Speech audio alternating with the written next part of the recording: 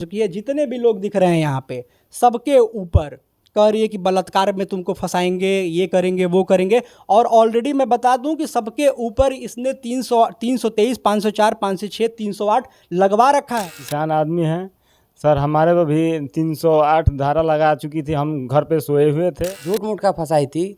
मैं वहाँ पे था भी नहीं और 308 में फंसा दी। एक दबंग महिला से पूरा का पूरा गांव हो गया है परेशान और ये घटना निकल करके सामने आ रही है हमारे बलिया से। दोस्तों, आपने हमारे यूट्यूब चैनल और फेसबुक पर एक वीडियो देखा होगा जिसमें ये शख्स जो सामने खड़े हुए हैं, इन्होंने अपनी मां के ऊपर बहुत गंभीर आरोप लगाए हैं और इन्होंने सारे विवरण भी दिए हैं, सारा कागज़ भी हमको दिया हुआ है। अब जितने लोगों को आप इस फ्रेम में देख रहे हैं दोस्तों, एक लाइन से देखते जाइए। ये सब के सब लोग इनकी माताजी से पीड़ित हैं। कैसे पीड़ित हैं, पूरा मामला क्या है, हम जानने का प्रयास करते हैं। क्या नाम है आपका? मेरा नाम दिव्य प्रताप सिंह है। मैं रजमलपुर उर्फ नवापुरा का ही निवासी हूँ। तो दिव्य प्रताप जी, क्या मामला है? ये एक महिला से पूरा गांव परेशान। मामला सर वही है। मैं थोड़ा सा इसको भौगोलिक रूप से जो है दो देशों के बीच एक एग्जाम्पल दे के बताना चाहूँगा।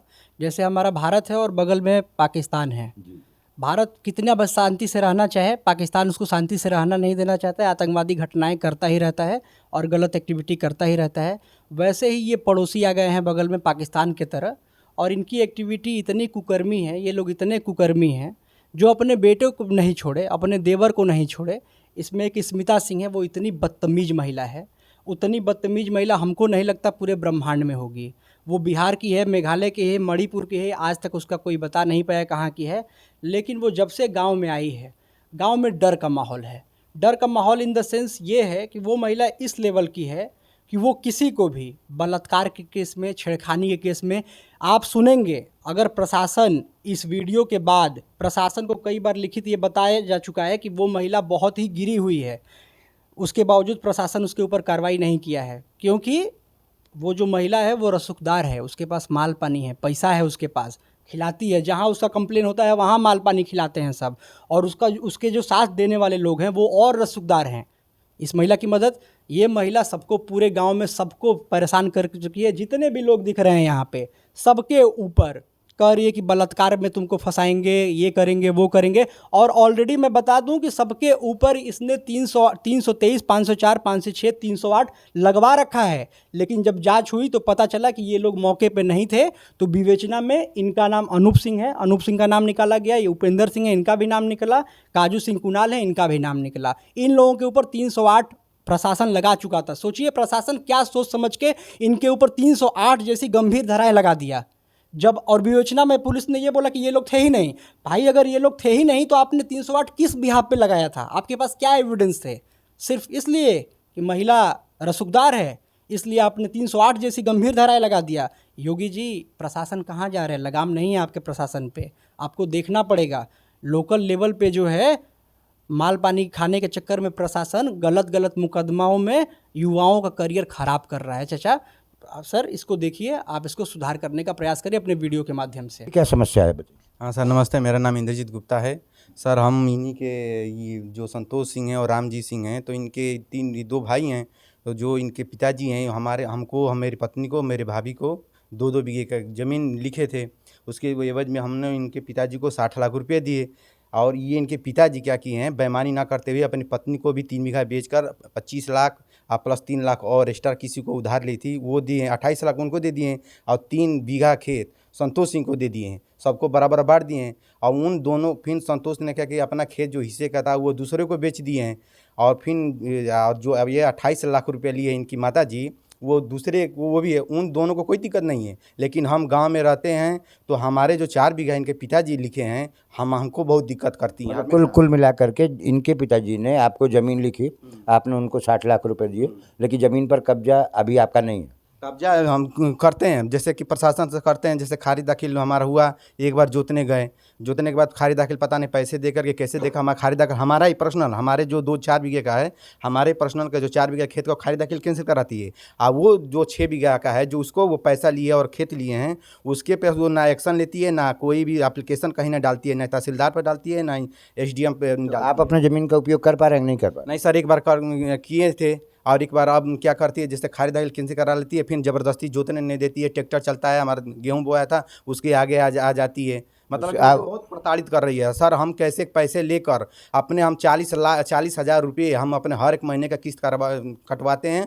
और अपने लोन भरवाते हैं। हमारा भाई 26,000 लोन कटवाता है। हम लोग अपने औरत को गहना धर का पैसा सर 60 लाख रुपये लेकर कैसे कैसे झेलते हैं। और ये तो उनको सोचती नहीं है कि क्यों हम लोगों को परेशान कर रही है, क्या दिक्कत है भाई। तुम भी तो ले लियो हिस्सेदारी, ये नहीं है ना। बस यही है कि हाँ किसी तरह इनको परेशान करो, टारगेट है। अब इनका टारगेट क्या है, इनके साथ जो अभी जो दिव्य प्रताप बात किए हैं, यही जो रसूखदार हैं ये जो यही मिली भगत करते हैं, इनको चढ़ाते हैं और कहते हैं किसी तरह की ये जितने पैसे लिए। आज सर ये बताइए 4 साल हम ज़मीन लिए हैं, वो सोचते हैं कि उतने पैसे लेकर किसी तरह इनको हटा कर और हम ज़मीन कब्जा कर लें, क्योंकि भाई दिन पर दिन ज़मीन की रेट बढ़ती रहती है। लेकिन ये नहीं देखें कि हम कैसे ज़मीन में पैसा अपना कहाँ से, मान लीजिए हम 40,000 रुपया करता है, उसका 15 लाख का हमने लोन लिया है, उसका ब्याज भरते हम 20 लाख रुपया भर रहे हैं। ये तो कोई देख नहीं रहा है, लेकिन इनका नज़र में है कि कैसे भी खेत को हड़प लिया जाए।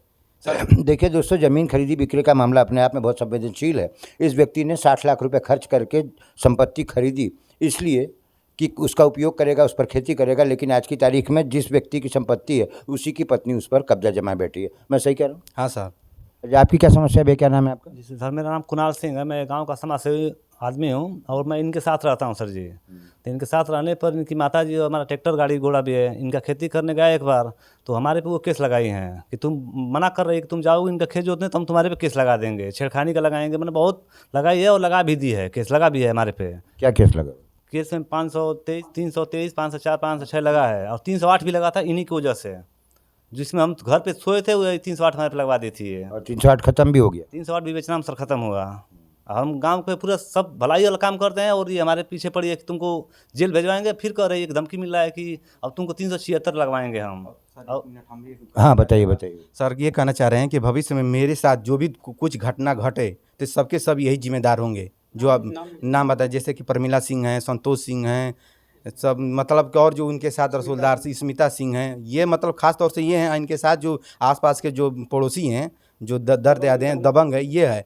क्योंकि हम स्कूल पढ़ाने जाते हैं, हमारे साथ कोई घटना घट जाती है, हम मर जाते हैं, चाहे कुछ भी होते हैं, चाहे हमारे पास कोई भी केस भी होगा भविष्य में सर, सबके सब ये जिम्मेदार हैं। आप सरकारी अध्यापक? सर हम सरकारी अध्यापक हैं। कहाँ नियुक्ति है आपकी? सर हमारे रेवती नियुक्ति है, यहाँ से हम जाते हैं बाइक से। भाई कोई भी घटना घट सकती है सर हमारे में। ये तो चाह रहे हैं कि किसी तरह मर जाएं, क्योंकि हमारे पिताजी बुजुर्ग हो चुके हैं। ये सोच रहे हैं कि कैसे भी तरह इनको ख़त्म करके और दबंगई से हमारा खेत हड़प लें। ये क्या करें? देखिए दोस्तों, हमारे तो सिर में दर्द होने लगा सुन करके कि एक महिला पूरे गांव को परेशान कर सकती है। बहराइच में जितना आतंक भेड़ियों का नहीं था, उससे ज़्यादा आतंक पूरे गांव में एक अकेली महिला ने फैला रखा है। हाँ, आपकी क्या दिक्कत भैया, क्या नाम है आपका? सर हमारा नाम उपेंद्र सिंह है, हम किसान आदमी हैं। सर हमारे पे भी 308 धारा लगा चुकी थी। हम घर पे सोए हुए थे, हम 2 जानवर रखे हैं और उनके साथ खाली रहते हैं इसी की वजह से। मतलब इन लोगों के साथ में रहते हैं, इस वजह से आपके ऊपर भी लग गई 308? जी हाँ जी। विवेचना में निकाल दी गई? जी बेचना में हमारा निकल गया। फिर अभी 2 धारा भी लगा हुआ है सर। अभी लगा हुआ है? जी हाँ 2 धारा लगा। बिना मतलब का मुकदमा लड़ा? जी हाँ, बेवजह का मुकदमा लड़ रहे हैं। देखिए दोस्तों, बलिया में ऐसी ऐसी औरतें भी रहती हैं। उस औरत को हम दिखाएंगे अभी तस्वीर में आपको। वो औरत अपने पड़ोसी के घर बन रही 4 दीवारी को खुलेआम दबंगई से तोड़ रही है। मैं सही कह रहा हूँ? बिल्कुल बिल्कुल आप सही कह रहे हैं। आपको मैंने वीडियो दिया है और भी वीडियो है, वो भी मैं दे दूंगा। इसमें अरविंद सिंह है, ठीक है, अरविंद सिंह है जो उन्हीं के दयाद हैं। उसमें वो देखेंगे कि वो भी ईंट फेंक रहे हैं और आज से एक वर्ष पूर्व फेक ब्लड के माध्यम से फेक ब्लड अपने ऊपर गिरा के उनका एक दामाद जो है वो WHO में है। अब वो किस पोस्ट पे है मुझे नहीं पता, तो उनके पास ट्रिक है, उनको पता है कि मुझे कैसे फंसाना है इनको, कैसे क्या। तो वो जो मेडिकल में उनका दामाद है, उनका जो मेडिकल में दामाद है, उसने बताया कि अगर आप फेक ब्लड का बाद में 1 साल बाद को हो गई ना, तो बात सुनने में आती है ना, गाँव में बातें खुल जाती है, ये सब छिप कहाँ पाती है।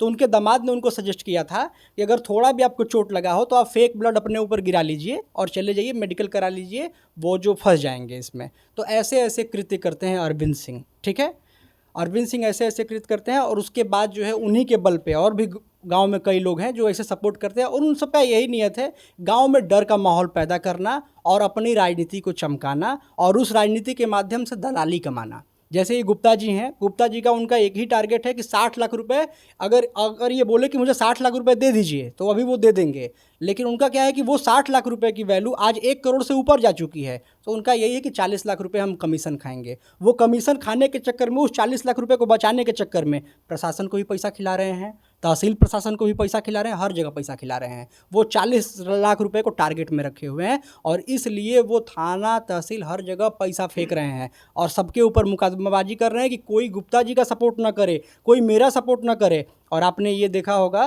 कि स्मिता सिंह जो महिला है, हथौड़ा महिला को सोच सकते हैं, एक महिला, दोनों पक्ष, मैंने डायल 100 डायल किया, पुलिस ने मुझे रसड़ा बुलाया, मैं रसड़ा पहुंचा और वो महिला हथौड़ा लेके मेरी दीवार को तोड़ रही है। अब समझ सकते हैं। बगल में अनूप सिंह हैं, उनको बोल रही है, इनके ऊपर भी 308 लगा था, वीडियो में दूंगा। उस वीडियो में उसने बोला है कि तुम्हारे ऊपर पहले मुकदमा मैंने फर्जी कराया था, तुम अगर फिर भी वीडियो बनाओगे, आज भी वीडियो बना रहे हो, तुमको मैं फिर से फंसाऊंगी। समझिए, इस तरीके का अगर डर का माहौल होगा तो हमें तो गांव छोड़ के सर जाना पड़ेगा। आप एक बार प्रशासन से बात करिए, हम लोग भी प्रशासन से बात करेंगे। एक और पीड़ित हमारे सामने है दोस्तों, क्या नाम है बाबू आपका? सर मेरा नाम अनूप सिंह है। तो अनूप सिंह जी, आपके साथ इस महिला ने क्या किया? सर एक बार मेरे को 308 में फंसाई थी और अच्छा, आपके ऊपर भी 308? जी, और झूठ मूठ का फंसाई थी। मैं वहाँ पे था भी नहीं और 308 में फंसा दी। और सर मैं बता दूँ आपको कि मैं एक प्राइवेट टीचर हूँ और सुबह को मैं कोचिंग पढ़ाता हूँ, दोपहर में स्कूल पढ़ाता हूँ और शाम को ट्यूशन पढ़ाता हूँ। तो कल का ही बात है सर कि मैं ट्यूशन पढ़ाने के लिए जा रहा था अपने स्कूटी से, तो मैं देखा कि मेरे बगल में दिव्य प्रताप सिंह हैं, मेरे दोस्त ही हैं ये। तो देखा कि इन्हीं के घर पे वो क्या कर रही थी, हथौड़ी से दीवार को तोड़ रही थी। तो मैं शोर सुना, तो जैसे सब लोग गए तो मैं भी गया वहाँ पे। तो जब गया तो मेरे को डायरेक्ट बोलने लगी कि तुम क्या करने आए हो, तुम आए हो तो एक बार तुमको 308 में फंसा दी, तो फिर से मैं तुमको इस बार 376 में फंसाऊंगी और छोड़ूंगी नहीं। उसका कोई प्रूफ है क्या आपके? सर मेरे पास वीडियो है। और सर मैं आपको बता दूं कि मेरा 1 सितंबर को मेरा यूपीएससी सीडीएस का पेपर था, मैं पेपर दिया हूं और 26 को मेरा सीजीएल का पेपर है सर। अगर ऐसे ही मेरे को फंसा देगी तो मैं कैसे अपना भविष्य बना पाऊंगा? देखिए दोस्तों, बड़ी चिंता की बात है कि इन बच्चों का कैरियर बिल्कुल अभी बनने लायक है, अभी पीक एज है इनकी, और इनकी माताजी ने सभी को लगभग परेशान कर रखा है। अच्छा, इतने सारे लोग आपकी माताजी के ऊपर आरोप लगा रहे हैं, ये सब आरोप सच हैं? बिल्कुल सर, इसमें 100 में 100% आरोप सच है। तो आखिर आपकी माताजी का नेचर इतना एग्रेसिव टाइप का क्यों?